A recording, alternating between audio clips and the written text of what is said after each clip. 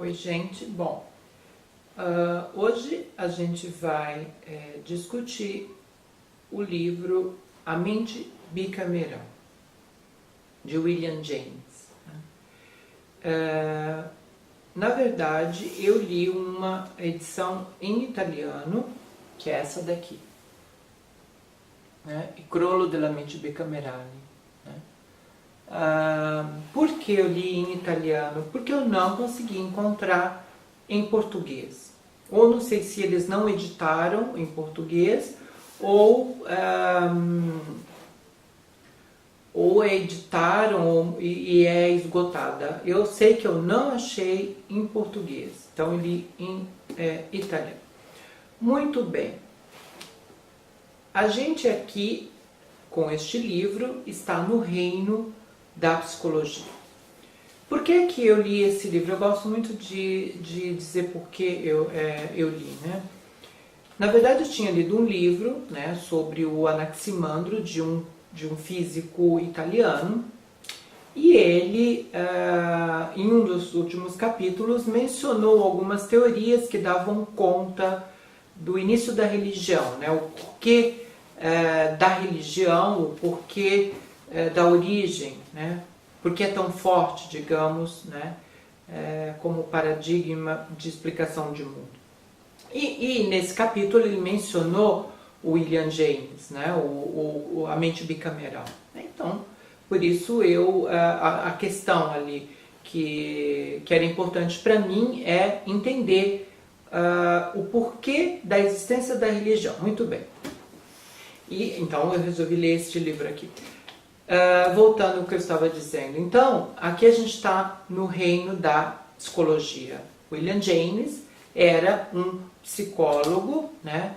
E então a gente está aqui trabalhando na área das psicopatologias, né? A gente tem um enfoque psicológico e a preocupação de James, né, neste livro aqui é com a consciência. Então, ele está aqui preocupado com a origem da consciência, né, com o desenvolvimento da consciência. Isso para não dizer, e ele inicia o livro já afirmando que a consciência é um termo muito espinhoso para ser definido, é muito difícil ser definido. Ele dá conta até da história, né, das teorias que tentavam dar conta da consciência usando, ele diz, e não por acaso, usando metáforas, né, para tentar descrever o que é a consciência. Enfim, ele chega a uma conclusão que é um termo muito difícil e que é melhor definir o que não é a consciência, é mais fácil definir o que não é a consciência do que ela é. Aí ele então vai desconstruir algumas teorias que a gente tem sobre que a gente dá de barato, né, do que seja consciência. Bom, ele então, preocupado com a questão da consciência, ele chega a uma conclusão, né? Ele afirma que existiu uma época em que existiam seres que não tinham consciência. Verdade, não tinham consciência. Eram seres mais ou menos como autômatos, né? Que diante, por exemplo, de uma decisão, né? Eles eram comandados por vozes alucinatórias, né? Eram vozes que comandavam as suas ações. Então, por exemplo, se eles diante de uma decisão, né, o estresse de uma decisão provocava uma alucinação auditiva que o comandava. E ele vai chamar, então, esses seres de bicamerais, né? Bicamerais. Muito bem. Como era o cérebro desses seres?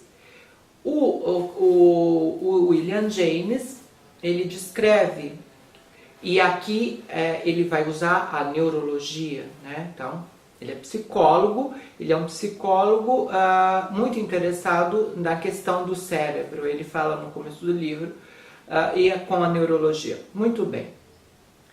Esses seres bicamerais tinham uma mente que se chamava bicameral. Bicameral por quê? Porque usavam os dois hemisférios do cérebro, né? A gente bem sabe que hoje em dia a gente usa o hemisfério predominante é o hemisfério esquerdo, né? Naquela época, em vez... estamos falando aqui por volta de 25 mil, né, um período entre 25 mil a 15 mil a.C. Neste período se desenvolvia a linguagem, sabe? Ok? Então, ele afirma, a tese dele é que existiam esses seres, né, que existiam dentro deles duas naturezas, né, como homem, uma que era comandada por vozes, que depois ele define que seriam vozes dos deuses, e uma mais que é o ser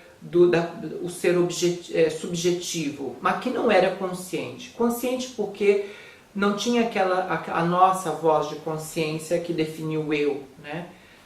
Que está sempre ali com você. Esses seres não tinham esta voz, entre aspas, particular. Eram vozes que apareciam quando eles estavam diante de uma situação de estresse, diante de uma decisão. Muito bem, então voltando. A mente desses seres eram bicamerais, ou seja, usavam o esquerdo e o direito. Então, com o desenvolvimento da linguagem, né, a linguagem, vocês sabem que nós, seres humanos atuais, usamos o hemisfério esquerdo, que é o hemisfério da fala, né? Ali existem a área da linguagem, que é composta por três, a área de Wernicke, né, que comanda, e a área motora, e uma outra área. O importante para nós é a área de Wernicke, que é localizada no hemisfério esquerdo do nosso cérebro. A correspondente, né, o correspondente parte da área de Wernicke no hemisfério direito, ela não tem uma função atualmente, tá? Ela é intacta, digamos, mas ela não tem função nenhuma. E o Julian Jaynes vê nessa área um antigo vestígio de uso. Portanto, as vozes alucinatórias, elas eram produzidas nessa área do hemisfério direito, né, que era a área de Wernicke, e que através das comissuras anteriores são comissuras, são nervos, né, que passam atrás do cérebro, que conectam o hemisfério destro e o hemisfério sinistro. Portanto, as vozes alucinatórias, durante o desenvolvimento da linguagem, logo depois que inicia, né, o aparecimento da linguagem, aparecem essas vozes que ele afirma que seriam uma contrapartida, né, um resquício, como poderia ser um resquício um contra-efeito da linguagem, né? Então, que essas vozes seriam produzidas na área de Wernicke, né, correspondente do hemisfério direito, e que usando as comissuras anteriores, né, como um canal, chegariam ao hemisfério esquerdo, né, e a partir daí comandaria a ação desses homens. Então, veja, o importante aqui é que a gente tem que ter em mente que as vozes alucinatórias, elas uma contrapartida, né, é um contra-efeito da linguagem. Então, ela está relacionada com o desenvolvimento da linguagem. Muito bem. Então, esses seres, eles eram comandados então por essas vozes que o William James vai, no desenvolvimento do livro, vai dizer que são as vozes dos deuses, né? Vozes dos deuses, por quê? Porque ali por volta de 15.000 a.C., nós estamos no pleno desenvolvimento da linguagem, né? Já tem as sociedades estruturadas e essas sociedades eram comandadas por reis, né? Então, os reis comandavam essas pessoas e uma consequência, né, dessas ações que eram comandadas foi as vozes alucinatórias, no sentido que o rei, depois de morto, né, o seu poder, digamos, de comando teve como consequência essas vozes alucinatórias, que seriam as vozes desse rei que morreu, mas na verdade não morreu, porque se continua, né, a sentir, a ouvir as vozes e os seus comandos. Portanto, esse rei, ele passa a ser um deus, no sentido que, como as vozes continuam a ser ouvidas, ele não morreu. Portanto, se erigem, né, aqueles templos enormes que o William James chama de Casa dos Deuses, né? Que hoje em dia os vestígios são as igrejas, né? A gente vai à igreja para ouvir a voz de Deus. Então, na época ali por volta de 15.000 a 10.000, eles passam então a voz alucinatória desses reis que são os primeiros deuses. Os seus comandos passam a ser ouvidos alucinatoriamente, né, pela região do hemisfério direito e passando pelo hemisfério esquerdo, sentindo no hemisfério esquerdo. Aí então, o interessante para mim deste livro aqui é exatamente este pedaço que ele vai então meio que como um efeito colateral, digamos, né, da teoria sua sobre esses seres sem consciências e mais especificamente sobre a teoria da consciência, é que a religião inicia daí. Por quê? Esses reis mortos, né, que passaram a ser ouvidos alucinatoriamente, eles se transformaram nos primeiros deuses, né? Portanto, esses deuses comandavam, esses reis com essas vozes comandavam as ações dos seres humanos. Muito bem, vamos dar um salto, né? Ali a gente já está no início da agricultura, né? As sociedades se desenvolveram, se tornaram complexas, as relações dos seres humanos, a linguagem se tornou muito mais complexa, né? A estrutura sintática, a estrutura gramatical se tornou muito mais complexa e estamos ali no início das guerras, as guerras entre povos, né?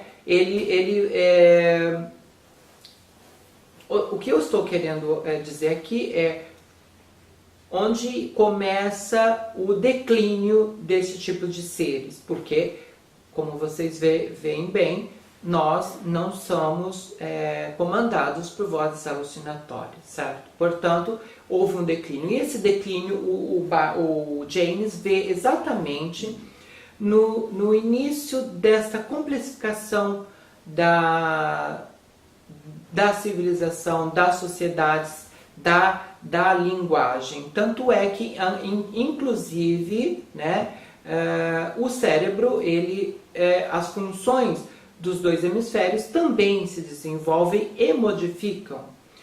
Como? O hemisfério destro, o hemisfério direito, né, que era o produtor de vozes alucinatórias, ele vai se transformar-se e passar a eliminar as vozes alucinatórias. Por quê? Ele afirma que com o desenvolvimento da sociedade, a complexificação, o início do comércio, vai trazer para esses seres uma vai requerer desses seres uma maior atenção, né? Uma maior atenção a detalhes, né? Atenção vai requerer deles maior atenção, exatamente. E eles vão ver nos outros sociedades, porque há um confronto, né, de sociedades, tem ali o início da consciência, no sentido que primeiro você vê que existe um outro, que é um outro ser diferente de você, né? E que, portanto, ele tem um ser diferente e, por inferência, você reconhece em você um ser também diferente, e que você tem um ser interior, né? Então, aí já ao início da consciência, né? Do ser consciente, que se reflete, né? Esse processo de consciência se reflete no outro com o qual você tem davante, né? Na frente, né? No seu trato comercial ou na própria guerra, né? Estamos aí falando também das guerras da Babilônia, né? Por volta do século III, né? Então a gente tem que dar um salto, a gente está no século III a.C., se cria uma confusão, né? Se cria,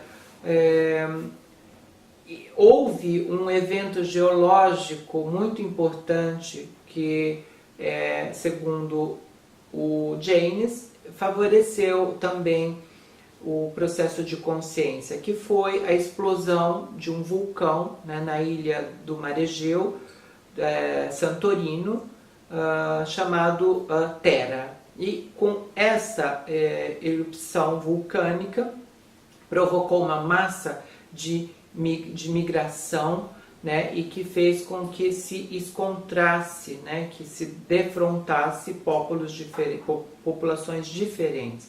E isso, naquele processo que eu mencionei anteriormente, faz com que emerja, né, desses seres bicamerais a consciência. Muito bem. Então, esta confusão, né,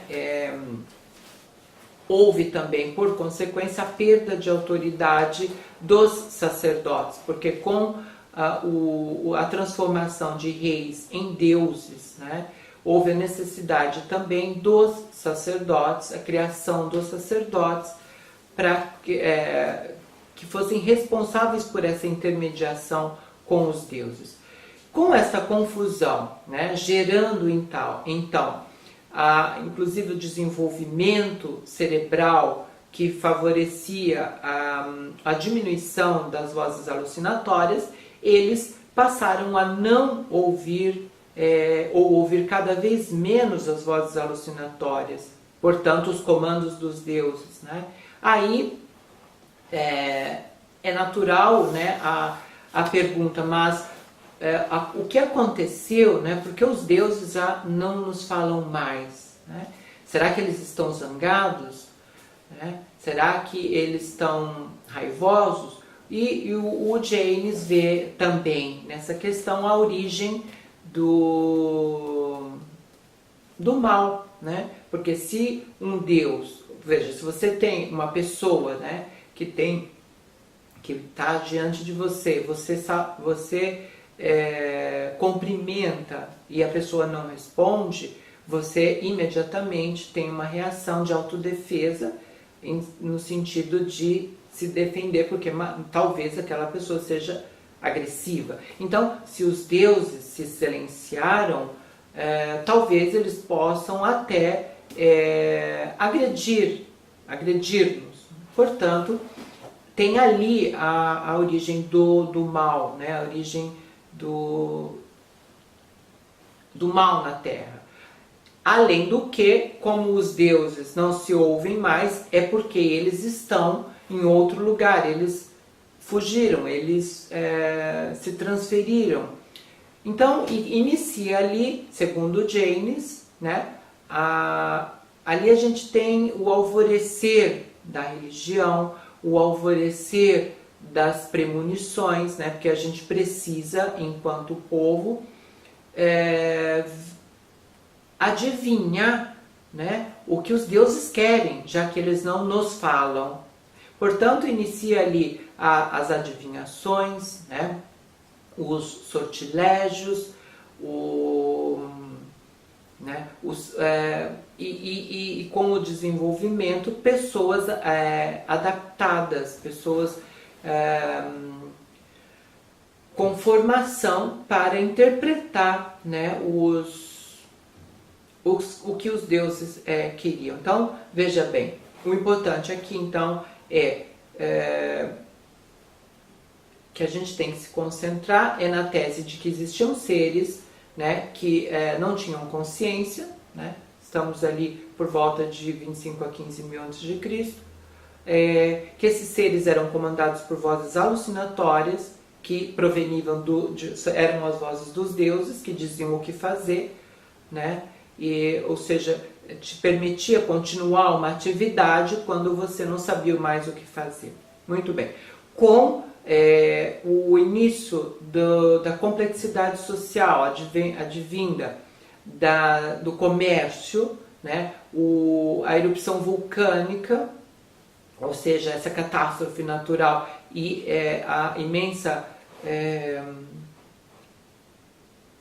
o imenso encontro de sociedades, né, essas vozes diminuem, porque elas não dão conta mais de toda essa complexidade, né, social.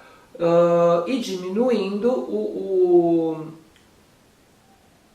você perde então as vozes. Esses deuses, eles se transferiram para um outro lugar, porque eles já não falam diretamente.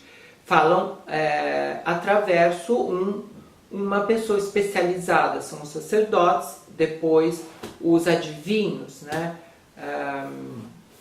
de todo o gênero. E ali tem o início, então, o processo de consciência, né, com esse encontro do eu com o outro, vejo no outro um ser diferente, né, tento entender o porquê, vejo que, então, existe um ser dentro daquele e, por inferência, eu também compreendo que eu sou um ser, que existe um ser dentro de mim. Portanto, ali está a origem da consciência.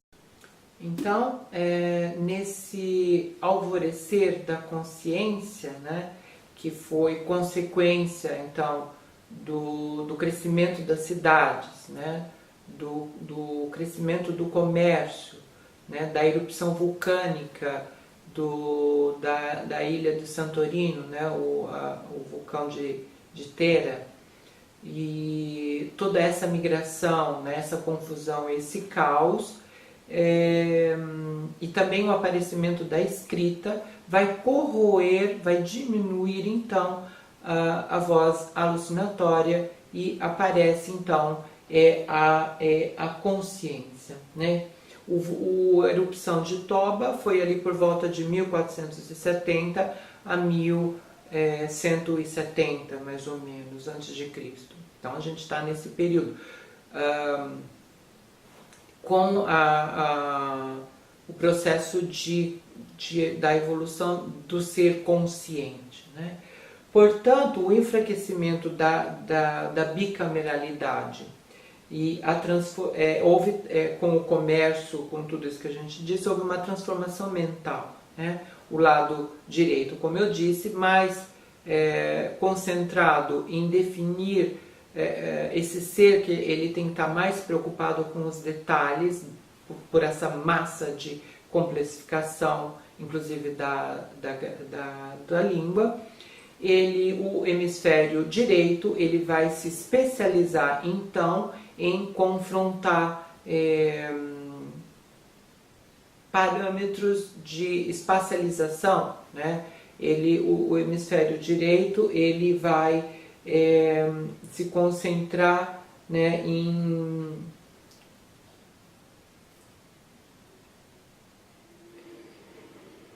se localizar, né? Então ele vai perdendo um pouco da função de produtor de vozes, né? E inclusive o desenvolvimento da linguagem complexa, né, a estrutura gramatical vai permitir, então, uma narratização, né, você poder narrar, né, com a estrutura gramatical apropriada, você então consegue narrar.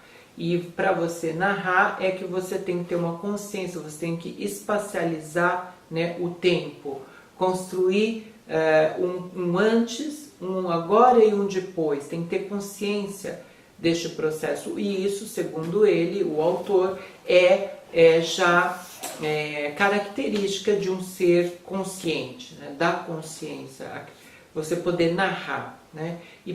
Mas quem é que narra, né? Você tem um ser que narra, na origem é o eu, que ele chama, o autor usa o conceito de segundo eu, né? Um eu virtual, é aquele eu que você imagina andando, aquele eu que você imagina dentro de uma história, né?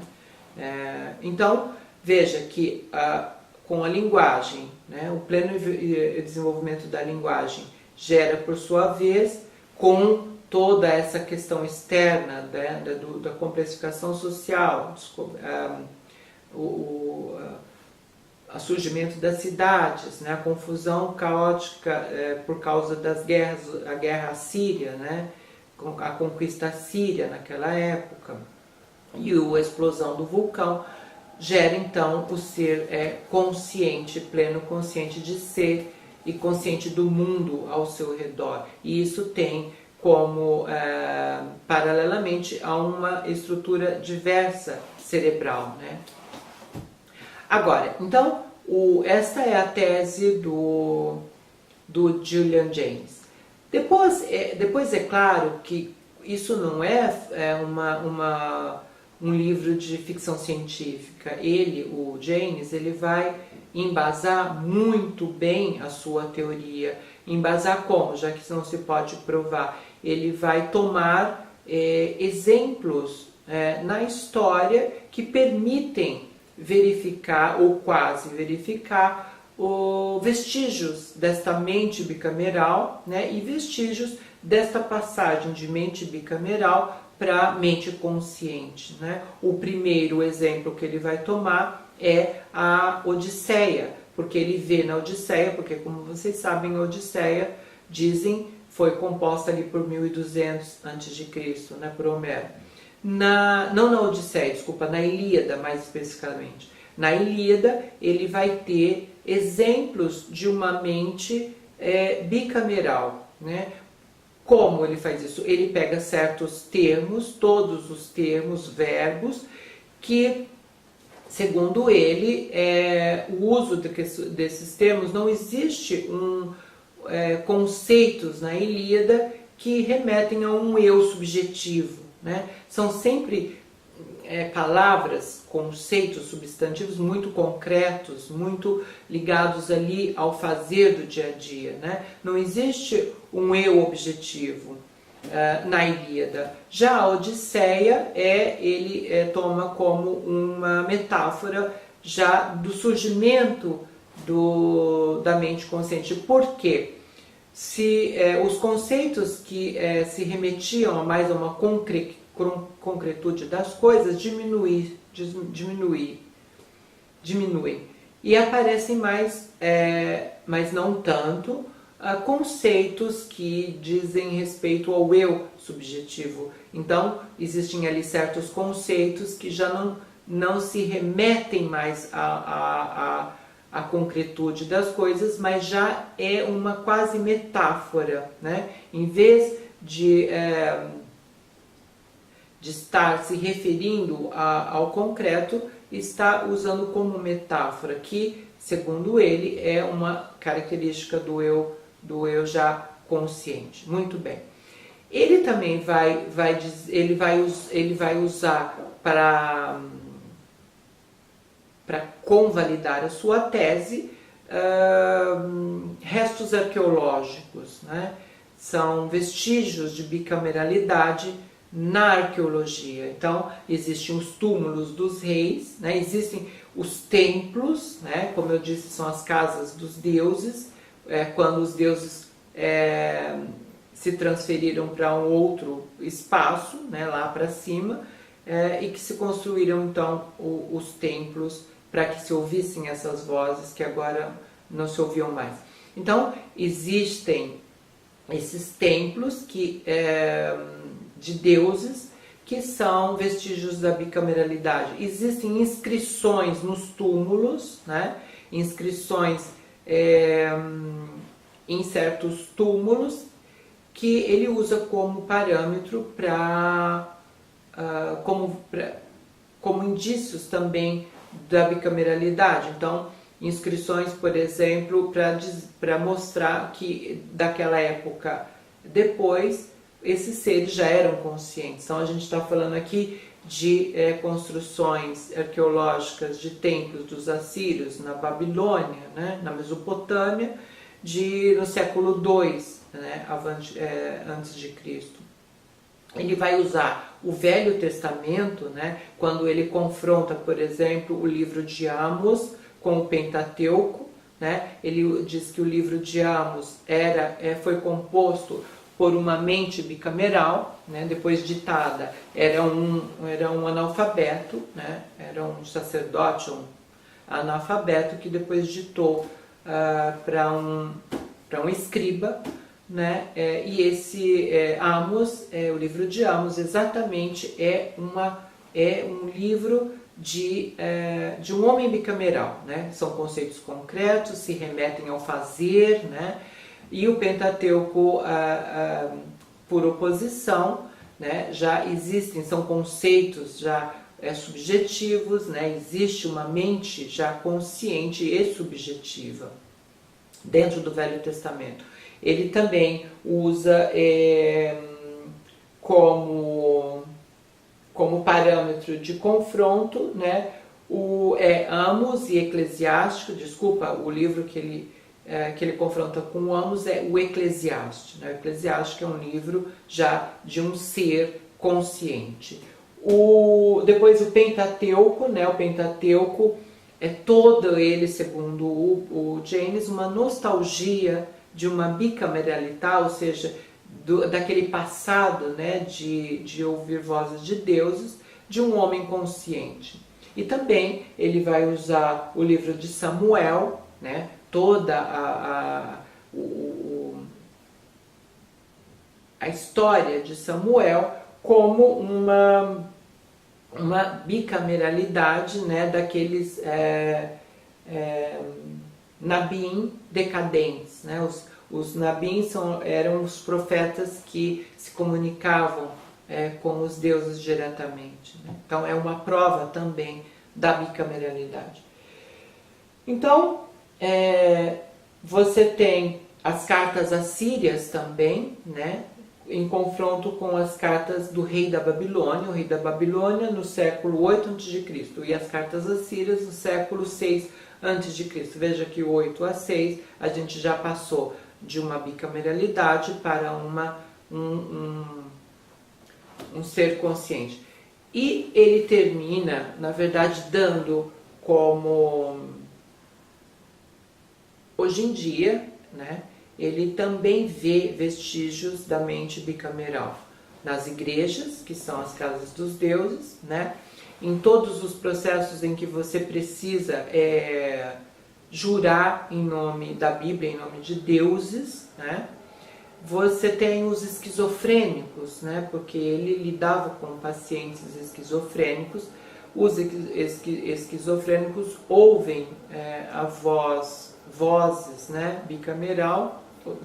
Vozes alucinatórias que comandam, né? Então esses também são vestígios dessa mente bicameral, a esquizofrenia e tudo.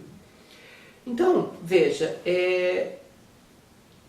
a sua teoria não é uma teoria, digamos, fantasiosa, né, que veio do nula, né, do nada. Ele embasa a teoria da bicameralidade com conceitos da neurologia, ele embasa a sua tese com exemplos e vestígios da bicameralidade que você realmente, lendo, você detecta realmente. E a sua teoria, ela provocou realmente grandes debates, né? Ela é controversa, mas tem seguidores, né? Grandes seguidores hoje em dia, né?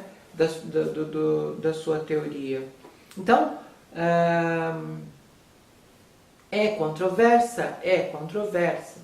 Agora, a questão, né, do núcleo que eu queria é como ele, e vem como contra-efeito, né, porque ele está aqui preocupado com a consciência, né?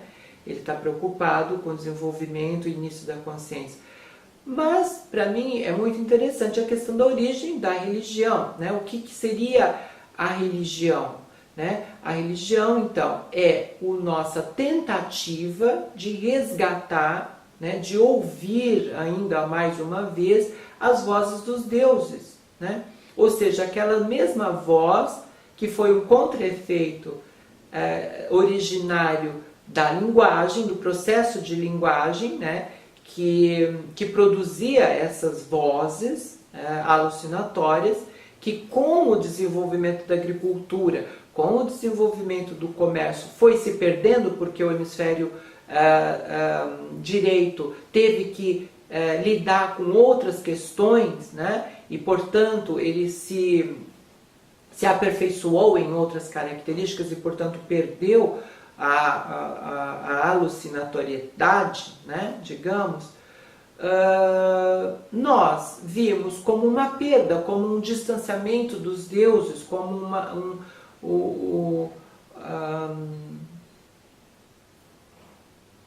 a perda mesmo, né? E a partir daí tem-se origem então os deuses, os sacerdotes, os anjos, né? Porque os anjos são esses seres que fazem a intermediação entre os deuses que estão lá no céu, né? No Olimpo, e nós seres humanos aqui deixados para trás, né? Deixados a nós mesmos, ao fazer cotidiano, deixados à nossa sorte. Então a origem nada mais é da religião ali do que um processo, tem raiz, então, num processo cerebral, né? Cerebral que tem a ver com o processo de evolução humana, né? Então, a religião, então, a gente pode dizer que está ligada com a evolução humana e que está ligada principalmente com a linguagem, né? Então, essa é o ponto crucial do livro, para mim, que estava preocupada com a origem da religião. Então, eu acho, sim, é um livro muito interessante, ele é um livro científico, estamos aqui, então, no reino da psicologia, né? Só que ele embasa todo a teoria com conceitos e com provas, digamos, empíricas, né? De que realmente houve um tempo em que haviam seres que não haviam consciência, né? Que eram comandados por alucinações verbais e que depois perdeu-se essas alucinações. E está aí tudo, a origem então da religião, a origem dos deuses, a origem dos anjos, né? A origem do mal, né? Porque se os deuses se os deuses se distanciaram, eles estão zangados, portanto podem nos fazer mal, né? Então tem tudo início, né, com essa perda da bicameralidade do nosso cérebro, né? Da perda dessas vozes alucinatórias, consequência do desenvolvimento da linguagem. E a sua perda é também consequência do desenvolvimento da linguagem, junto com a complexificação na evolução humana das sociedades, o surgimento da agricultura, enfim. Então, eu acho que é interessante ler E vale a pena porque é uma teoria muito estranha, diferente, mas não de todo inválida. Obrigada por mais esse encontro.